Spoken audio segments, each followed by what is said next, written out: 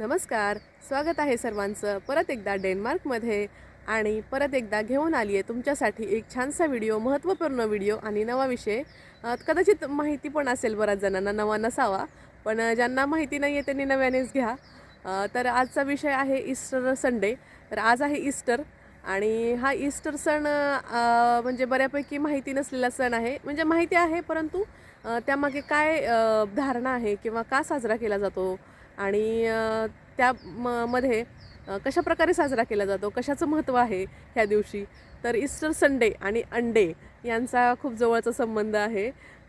तर तो कसा काय आणि त्यामागे काय काय आख्यायिका आहेत किंवा काही धारणा आहेत किंवा काही लिहिलेलं आहे त्यामागे, तर हे तुम्हाला सांगण्याचा प्रयत्न करते. तर गुड फ्रायडे आणि त्यानंतर येणारा संडे म्हणजेच तो असतो ईस्टर संडे. तर असं ह्या दोन्ही सणांचं एकमेकांशी संबंध आहे. तर तो संबंध असा की जेव्हा येशू ख्रिस्तांना म्हणजे क्रॉसवरती चढवलं गेलं, तर तो दिवस होता गुड फ्रायडे. तर त्या दिवशी देखील आपल्याला सुट्टी असते गुड फ्रायडेची. मग त्या दिवशी येशू ख्रिस्तांना तसं त्यांचा म्हणजे मृत्यू झाला त्या दिवशी. तर त्या दिवशी तो दिवस हा गुड फ्रायडे असतो. तर त्या दिवशी काही साजरा वगैरे कोणी करत नाही, पण तो दिवस त्यांच्या स्मरणार्थ पाळला जातो. आणि मग त्या दिवशी पण चर्चमध्ये जाऊन प्रार्थना करणे किंवा फुलं वाहणे, तर अशा गोष्टी केल्या जातात. आणि त्यानंतर अशी धारणा आहे की फ्रायडेनंतर जो येणारा संडे आहे ना, तर त्या संडे ज्या दिवशी म्हणजेच तिसऱ्या दिवशी येशू ख्रिस्तांचं पुनरुत्थान झालं. म्हणजेच त्यांचा पुनर्जन्म झाला. कारण त्यांना जिथं दफन करण्यात आलं होतं ना, तर ती कबर अशी पूर्ण उघडी दिसली होती आणि ती अगदी अंड्याच्या आकारात, म्हणजे नाही का, अंड्याचे जेव्हा आपण अंडं फोडतो तर तेव्हा त्याचे 2 भाग होतात. तर तशा प्रकारे ती कबर अशी ओपन झालेली दिसत होती. आणि मग त्या दिवशी अशी धारणा झाली की त्यांचं त्या दिवशी पुनरुत्थान झालं. मग आता अंड्यांमधूनच नवीन जीवाची निर्मिती होते, हे तर आपल्या सर्वांना माहीत आहे. तर तोच कन्सेप्ट घेऊन पुढे अंड्यांनाच ह्या दिवशी महत्त्व दिलं जातं आणि मग अंड्यालाच वेगवेगळ्या कलर्सनी सजवलं जातं. अंड्यांचीच म्हणजे चॉकलेट्स वगैरे अंड्यांच्या आकाराची भेट म्हणून दिली जातात. आणि सशांच्या आकाराची, म्हणजे नाही का, बनी म्हणतात आपण, बनी म्हणतात त्याला, ईस्टर बनीज आणि ईस्टर एग्ज. तर हे अशा प्रकारे जे काही मिठाई वगैरे असेल ना, तर त्या अंड्याच्याच आकारामध्ये इथे म्हणजे भेट दिली जाते एकमेकांना.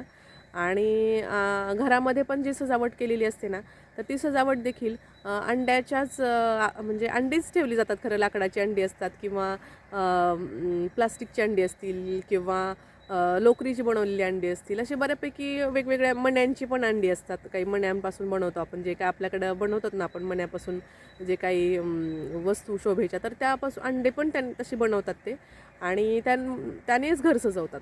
आणि तर मग हा असा की अंड्यांना ह्या दिवशी ह्यासाठी अंड्यांना महत्त्व दिलेलं आहे. तर ही माहिती मलाही नवीन होती की ह्या दिवशी अंड्यांना असं महत्त्व असतं आणि का असतं. तर ह्या दिवशी केक वगैरे बनवतात, केक खाल्ला जातो. म्हणजे मूळतः हा गाजराचा केक असतो, कॅरट केक वगैरे म्हणतात त्याला. आणि बाकीचं हे नॉनव्हेज वगैरे खातात, तर त्यामुळे नॉनव्हेजचे डिशेस बनवून हा सण साजरा केला जातो. तसंच चर्चमध्ये जातात ह्या दिवशी आणि प्रार्थना करतात आणि ह्यांचे जे पूर्वज असतील, वडील आजोबा किंवा कोण, तर त्यांना ती फुलं वाहिली जातात त्या दिवशी जाऊन. त्यांच्यासाठी पण प्रार्थना केली जाते. आणि तर मार्केटमध्ये आता जी सध्या फुलं येतात ना, तर ती फुलं ग्रेवयार्डमध्ये म्हणजे स्मशानभूमीमध्ये किंवा कब्रस्तानमध्ये बऱ्यापैकी ते नेण्यासाठी पण वापरतात. आणि अशा प्रकारे हा सण साजरा केला जातो. म्हणजे आता आपल्याकडे कसं सण म्हटलं की बरेच पदार्थ असतात, बऱ्याच गोष्टी असतात. तर तसं काही फार रेलचेल नसते ह्यांची, पण ह्यांची वेगळी तयारी असते. तर आपली तयारी आणि ह्यांच्या तयारीमध्ये हा फरक एक आपल्याला दिसू शकतो. तर अशा प्रकारे हा ईस्टर सण त्यांचा साजरा केला जातो. चर्चमध्ये पण गर्दी असते, चर्चमध्ये पण बरेच जण जातात त्या दिवशी आणि प्रार्थना करून एकमेकांना शुभेच्छा देऊन ईस्टरच्या हा सण साजरा केला जातात. तर नवीन आयुष्याची सुरुवात आणि नवीन काही म्हणजे वाईटातून पण चांगलं झालं आहे असं काहीतरी संदेश देत हा पूर्ण सण त्यांचा साजरा केला जातो. आणि मार्केटमध्ये कशी त्याची रेलचेल असते, काय काय वस्तू येतात किंवा अंडी कशा प्रकारे सजवलेली असतात, तर ते मी व्हिडिओच्या शेवटी तुम्हाला फोटोजमधून दाखवेल. तर व्हिडिओ हा छोटासाच आहे आजचा. तर व्हिडिओ आवडला असेल तर नक्कीच परत चॅनलला येत राहा. नवीन व्हिडिओसाठी परत चॅनलवर भेट देत राहा आणि आजचा व्हिडिओ इथंच संपवते. पण तुम्ही फोटोज वगैरे पाहिल्याशिवाय व्हिडिओ थांबवू नका. तोपर्यंत बाय.